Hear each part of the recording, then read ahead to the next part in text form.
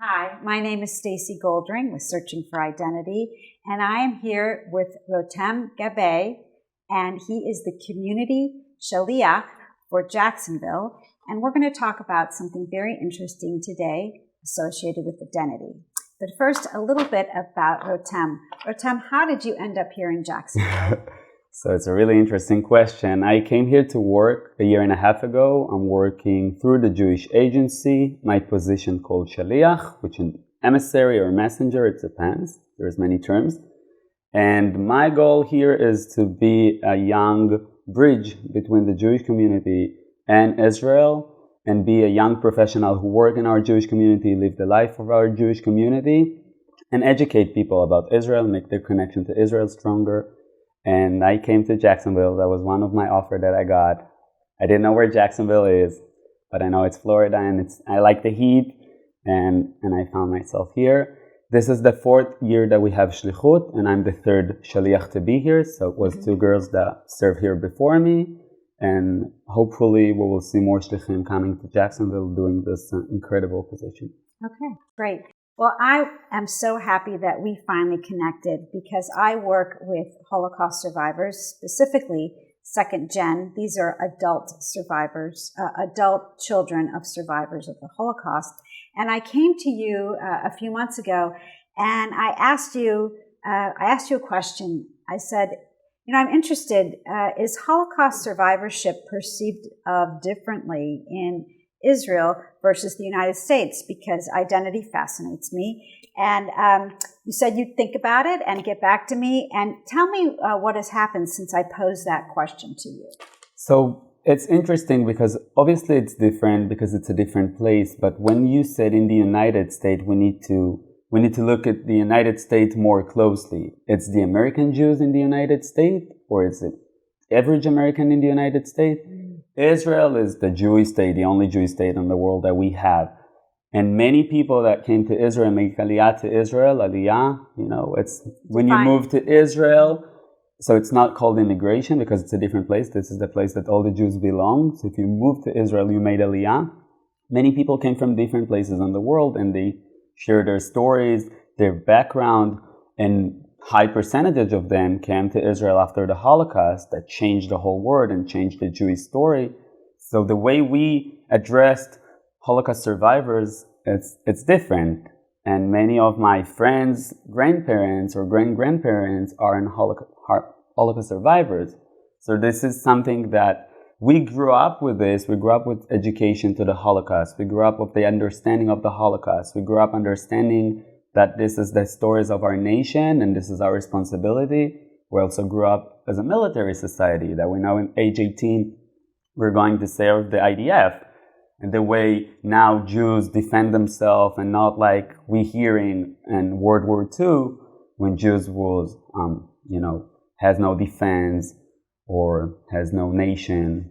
So Israel is different because all those things help to create Israel, to become Israel what it is. Okay. When I work with, I call the adult children survivors of the Holocaust the second gen, and that's the term that I'll use. When I began working with this incredible group of people, I got into the idea of defining the word survivor, defining the word Holocaust survivor, and then defining the second gen, because I'm working with a group of people who are trying to distinguish their own identity and how that fits into the entire context of what happened in World War II. So these words, these definitions are so incredibly important. So I asked you, what does the Holocaust mean in Israel? What does survivorship mean in Israel? And I think I want you to first explain the knowledge of this definition by sharing with me this exchange you had between JFK and LaGuardia, or LaGuardia and JFK, just recently. So I took a cab a week ago. It was an Uber, actually. I took an Uber 2 weeks ago from New York to JFK. My flight got canceled, like United States. I found myself taking an Uber. I was sitting at the back, and we've been talking each other on the phone about the upcoming program that we have under this topic. And when I finished up the call, I apologized by the driver because usually I'm not liking to speak while I'm taking a Uber. It's distracting or it's not polite. Right. So I find myself apologize, which is really American. And she apologized back to me and says, no, you're fine. That was really interesting. Sounds like really interesting. I'm sure you guys doing an incredible job. And I was like, actually, you know what? We're really excited about the Holocaust Survivors dinner that we have with their family, and also another program that coming up soon about this topic. And I'm really into working with Holocaust survivors. So I saw her eye through the mirror and I see she didn't get it. So I said, "Ma'am, do you know what the Holocaust is?" So she said, "Nope." And first I didn't know how to react. So my second question was, well, have you ever heard about World War II? So she said, yes. I was like, okay, have you ever heard about the Nazis in Germany? She says, yes. And then she continues, so what is the Holocaust? And I found myself, I don't know how to explain what is the Holocaust to a grown woman that never heard about this. I have to say she is around 50 years old. She's living in the United States for 25 years. Her children my age, born in this country, completely American. She lives in New Jersey.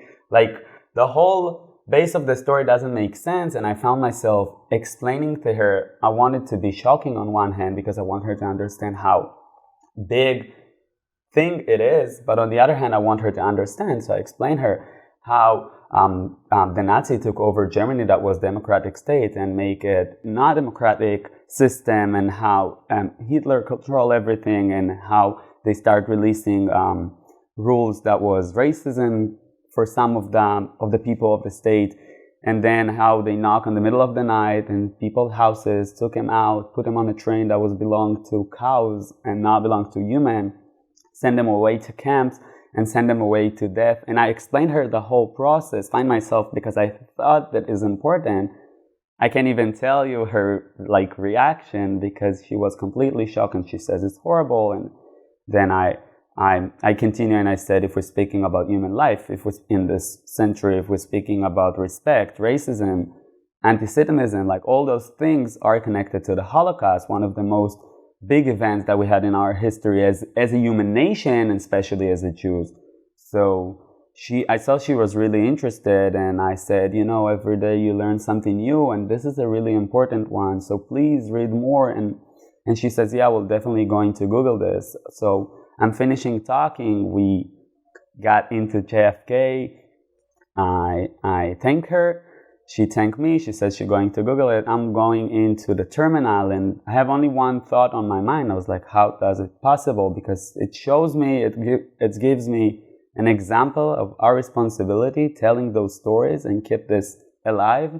Because I'm 26. I didn't born that time. I'm Israeli, Jew. And for 1 minute, I have to be an ambassador of the whole generation. How does this fall on you? How do things stack up where you end up? Right, but not only these, the fact that there is people who are living in our world, we're doing such a hard work to educate people and to keep those stories alive. But then you see an evidence that if we will give up, if we're not doing this, people will, even today, but in 15 years, in 100 years, people don't know about the Holocaust, and the world will never know about what happens, and we can never be sure that these things not happening again to anyone. So it's our evidence to make this work alive. As an American, as someone who has gone through the public school system, it is such an egregious error, such a lost opportunity to think that woman who is a little younger than me, I'm 55-ish, to think that she has gotten this far in life without this basic building block of history.